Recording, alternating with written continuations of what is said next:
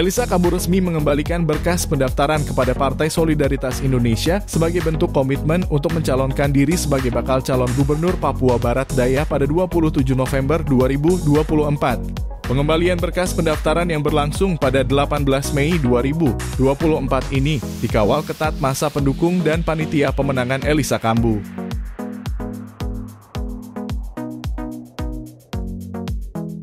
Datang kepadamu saat ini, dengan kepala kami yang tertunduk, hati kami terangkat kepada Tuhan.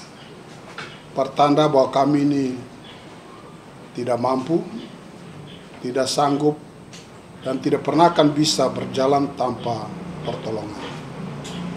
Di dalam nama Tuhan Yesus, siang hari ini hati kami penuh dengan pengucapan syukur. Karena kami telah melihat tangan Tuhan yang luar biasa, mujizat Tuhan yang nyata atas setiap kehidupan kami, di mana oleh kuasa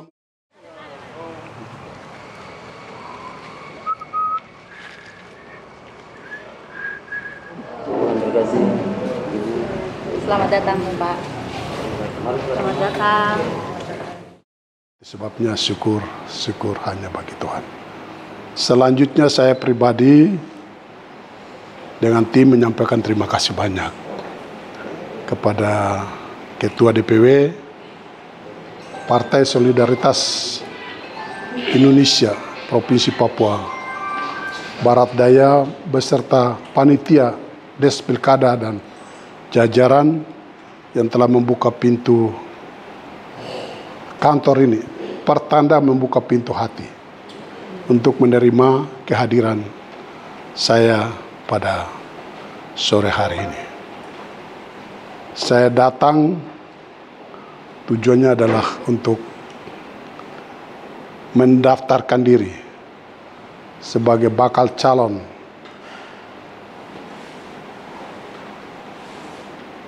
gubernur yang akan mengikuti pemilu pada pemilu kada Gubernur Papua Barat Daya November 2024 nanti. Mengapa saya harus datang ke partai? Ya, mimpi semua orang bisa, tapi yang pasti adalah mereka yang didukung oleh partai. Itulah yang akan bisa melenggang masuk sebagai bakal calon. Saya juga datang ingin mendaftarkan diri dan sekaligus mengajak keluarga besar Partai Solidaritas Indonesia sebagai partai yang mengayomi anak muda yang punya semangat idealismenya tinggi untuk kita bersama-sama bersatu, bergabung untuk bisa bagaimana melihat Papua Barat Daya ini sebagai rumah kita bersama yang menjadi tanggung jawab kita harus rawat, kita harus jaga, dan kita harus lindungi, dan kita harus buat selalu tampil baik. Provinsi ini provinsi baru,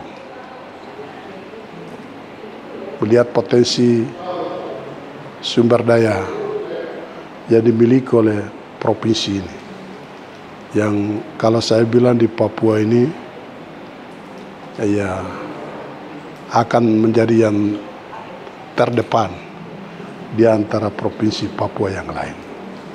Karena kita ada di garda pintu terdepan masuk tanah Papua dan potensi sumber daya alam yang kita miliki.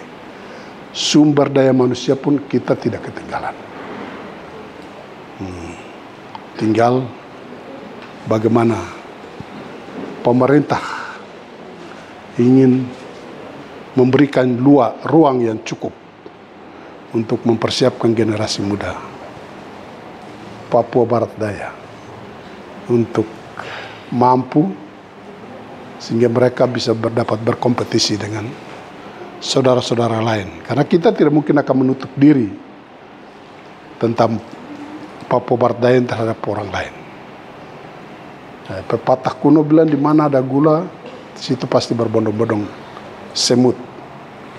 Ini provinsi Papua Barat Daya yang sudah terkenal dengan sumber daya alam yang cukup menjanjikan, ini akan menjadi modal banyak orang akan berbondong-bondong datang ke. Belajar dari pengalaman Freeport, LNG Tangguh di Bintuni, tempat lain. Ini waktu untuk kita harus berbenah, fokus untuk menyiapkan generasi muda Papua Barat Daya yang sehat jasmani dan rohani, tapi tidak hanya sekedar sehat, dia harus pintar, dia harus cerdas. Pintar dan cerdas, sehat saja tidak cukup, tapi dia harus produktif, baru dia bisa bermanfaat untuk saudara-saudaranya, minimal untuk dirinya. Nah, inilah menjadi fokus kita, konsentrasi kita, sehingga pemuda-pemuda, anak muda di Papua Barat Daya ini kita akan dorong, giring mereka untuk kita persiapkan mental mereka secara baik. Dia harus berani bangkit dan katakan bahwa saya juga bisa. Saya harus sama dengan saudara-saudara yang lain. Jadi tidak hanya sekedar sekolah-sekolah saja begitu pulang terus kumpul-kumpul nanti demo sini. Ini sudah kita harus robah. Kita persiapkan mental mereka secara baik. Keterampilan teknologi, tapi karakter harus menjadi fokus. Bagaimana supaya dia bisa produktif, minimal itu untuk diri sendiri, sesuai dengan potensi yang kita miliki. Ini gagasan besar kita ke depan. Memang ini mimpi, tidak mungkin kita akan selesaikan 5 tahun, 6 tahun tidak bisa.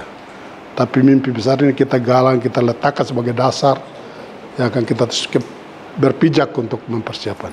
Yang kita harapkan Papua Barat Daya harus, karena kebetulan pintu terdepan untuk masuk tanah Papua, dia harus menjadi yang terdepan untuk Papua yang lain. Itu yang kita ingin. Tapi itu nanti kalau Tuhan izinkan baru kita akan bicara lebih banyak ke sana lagi. Tapi mimpinya itu. Yang berikut, ya saya datang. Ya mungkin ada orang juga yang bertanya, kenapa dia harus datang ke sini? Dia tidak tinggal di sana saja kan? Ya saya datang ini karena ada panggilan. Ya banyak juga mungkin elit-elit tidak minta, tapi akar rumput masyarakat banyak juga yang minta. Saya datang ke sini. Saya datang dengan tujuan untuk mengajak semua warga yang mendiami tanah Papua Barat Daya ini untuk bersama-sama kita bertanggung jawab, diberi ruang yang cukup. Pemerintah kan bagaimana untuk menciptakan, kadang tidak salah juga untuk bisa memohon. Dan saya datang ini memang benar-benar kita mau sama-sama lihat Papua ini, Papua Barat Daya ini sama-sama. Saya berangkat dari kumpul dengan anak-anak muda. Kalau hari ini saya jadi bupati, itu memang waktu banyak saya. Jadi saya tahu anak muda punya kerja itu bagaimana, idealisme itu bagaimana, pikiran itu bagaimana.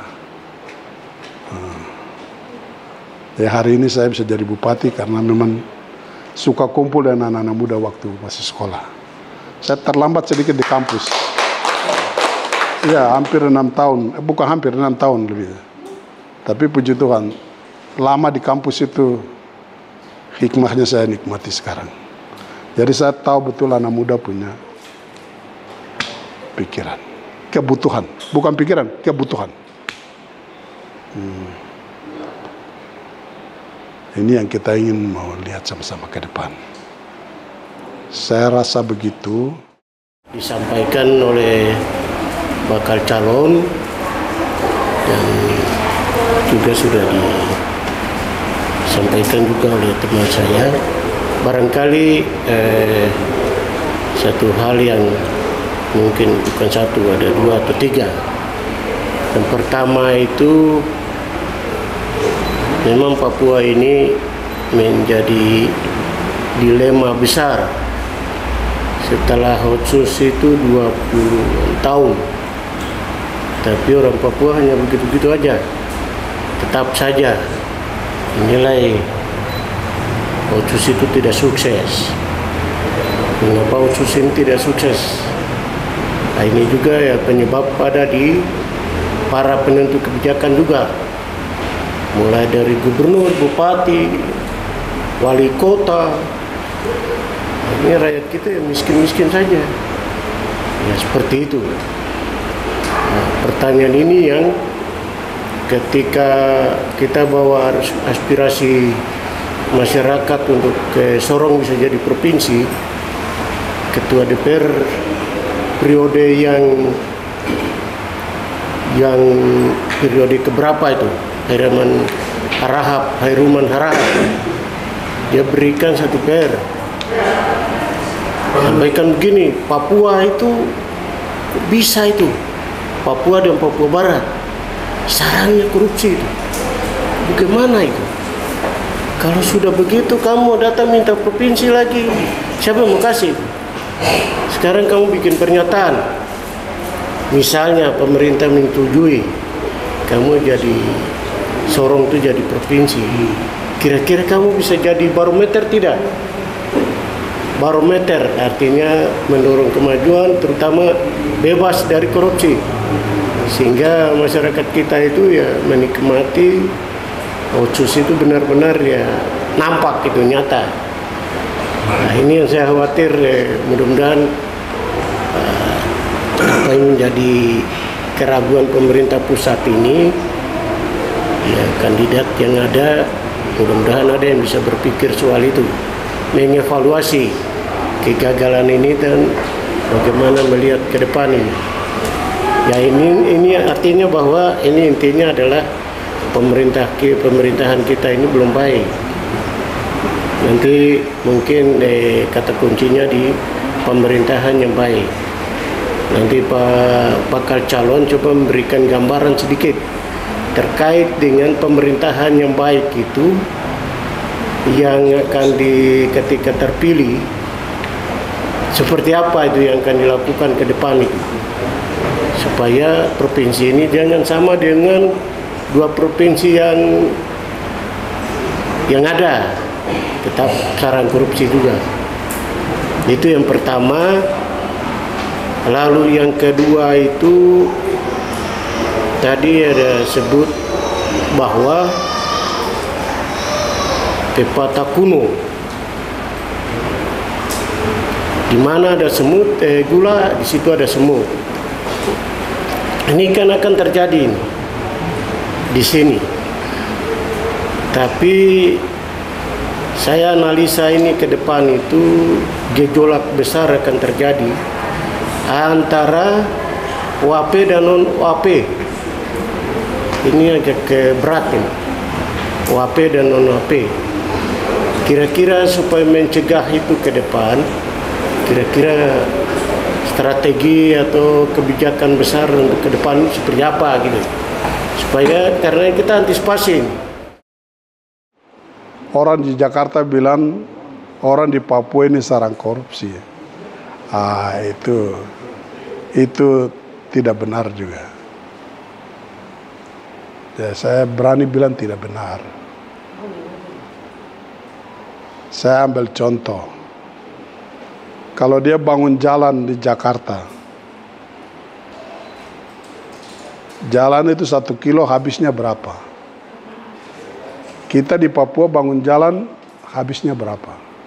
Jadi uang itu tidak ada apa-apanya di Papua sini. Jadi itu juga tidak benar. Dia kalau bangun jalan tol, bangun jalan di sana sekian. Kalau di sini kita 1 meter mungkin berapa? Contoh macam saya di Asmat. Bangun jalan beton itu 1 meter lari, kalau konstruksi baja 46 juta 1 meter lari. Kalau tiang panjangnya tiang beton itu 27 juta 1 meter lari. Jadi maksudnya ini perbandingan, sehingga ada orang bilang uang sekian banyak tapi tidak. Nah itu juga tidak benar. Kalau orang bicara otsus itu kan Bapak juga pernah masuk birokrasi, jadi itu Bapak tahu. Otsus ini pembagiannya sudah jelas, peruntukannya sudah jelas, pendidikan, kesehatan. Jadi uang itu tidak ada yang mungkin nanti di proyek apa itu mungkin itu ceritanya lain. Tapi sebenarnya untuk rakyat itu semua sudah. Pertanyaannya rakyat kita ini maunya bagaimana? Itu sebabnya rakyat kita ini fasilitas juga sudah banyak. Banyak modal, banyak bantuan, banyak juga dapat paket, tapi don't jual sama orang.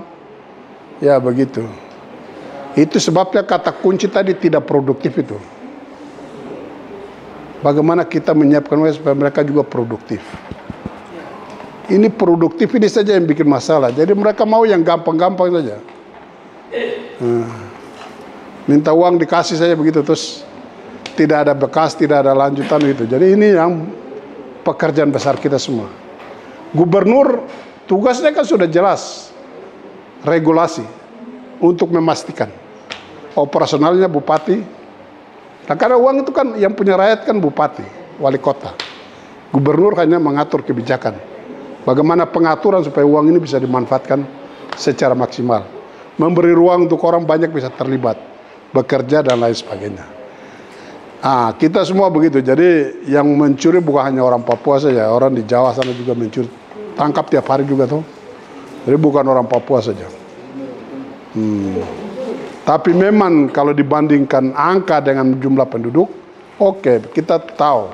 Tapi kesulitan kita, medan kita lebih jauh, mahal dibandingkan yang ada di Jawa. Itu yang pertama ya. Ya kita tidak bisa mengelak. Ini di mana ada gula pasti semut banyak. Ini pintu juga. Nah, itulah pekerjaan berat kita. Tadi gubernur ya pasti di kebijakan pengaturan. Nah ini yang mungkin nanti kita akan bicarakan sama bagaimana supaya anak-anak muda kita, orang-orang Papua ini juga tidak bisa, jadi dia kalah dengan orang yang datang. Maka fokus saya itu tadi tuh, dia harus sehat. Kalau orang sehat itu dipastikan dia bisa sekolah pintar, dia bisa cerdas, terus karakternya bisa dibangun. Cerdas, tapi tidak cukup. Ya, jadi bagaimana kita bentuk dia supaya bisa produktif. Maka sekolah-sekolah kejuruan yang mungkin bisa langsung orang bisa. Ini yang kita beri fokus. Untuk anak-anak muda digiring ke sana. Jangan orang yang kerja di hotel ini hanya orang bawa orang dari Jawa sana datang, tapi perempuan Papua ini bisa kasih masuk ke situ juga. Sekolah di situ. Kita bentuk mereka. Pengaturan itu gubernur, eksekusinya. Kan kira-kira betul, gubernur kan hanya untuk mengkoordinasikan kebijakan yang ada di daerah. Itu kita coba untuk melihat. Jadi kita siapkan anak-anak kita juga supaya mereka tidak kalah dengan orang yang datang begitu. Nah itu yang kita harapkan begitu. Jadi apalagi PSI kamu anak muda tuh, jadi harus mainnya di level ini, mengajak pemuda. Pelatihan, memang jangka pendek itu pelatihan. Jangka panjang itu kalau bisa sekolah atau apa yang kita buka khusus untuk keterampilan yang mengarah pada dunia kerja sesuai dengan kebutuhan. Jadi tidak hanya rame-rame di SMA semua, pergi kuliah, esos semua pulang ya sudah nganggur saja, tunggu pegawai negeri. Kapan lagi? Pegawai negeri tidak akan kaya. Kalau kau kaya, kau mencuri. Kalau mencuri ya mau mati cepat, itu saja. Itu. Jadi harus diarahkan ke ya mental tadi, itu kaitannya mental juga. Jadi anak-anak kita ini juga dikasih pekerjaan apa begitu, tapi hidup sosialnya terlalu tinggi. Jadi bagaimana supaya dipoles, supaya kurangilah yang begitu. Itu memang tugas berat. Tapi percaya, semua segala sesuatu indah pada waktunya. Kalau hari ini kita masih ada, Tuhan masih izinkan provinsi ini ada rencana yang baik. Tidak mungkin dia mau biarkan orang-orang di Papua akan tetap seperti itu. Saya terlalu percaya, Pak Hwai, kita ini kenal peradaban ini belum terlalu lama. Ya, taruh 169 kah? Itu baru Injil masuk tuh. Tapi masuk pendidikan, kamu di Mebrat baru berapa? 73 tahun. Di tempat ini kira-kira berapa? Di Jawa itu sudah berapa abad? Di Bali sudah berapa abad? Itu berarti bahwa Tuhan itu tidak pernah terlambat untuk memberikan pertolongan. Saya terlalu percaya pada waktunya orang Papua akan bangkit. Yang penting niat kita sekarang adalah kita harus kerja dengan baik. Melakukan apa yang bisa kita kerjakan.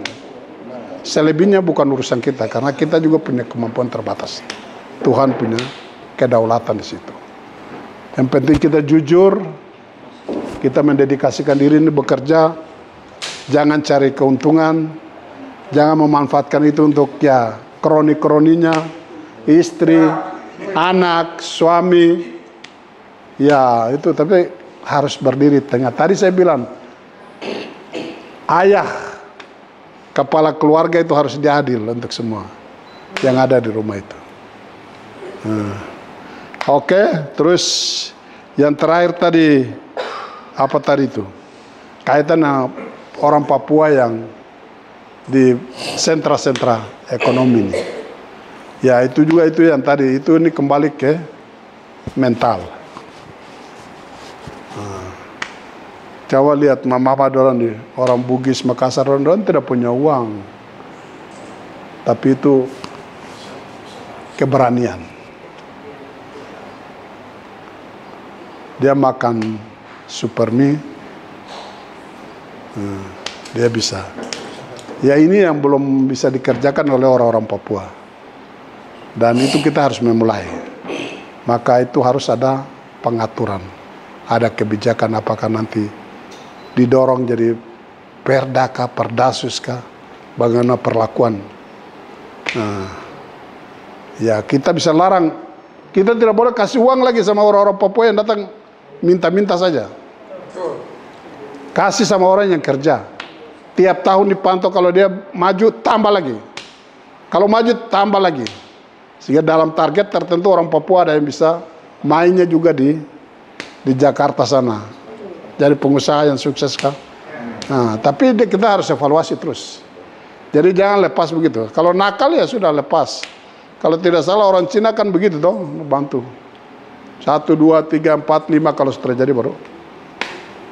Nah, kita juga harus itu ilmu-ilmu yang baik begitu juga kita harus pakai, kita terapkan di. Jadi begitu, mohon izin. Saya mau kita cerita tapi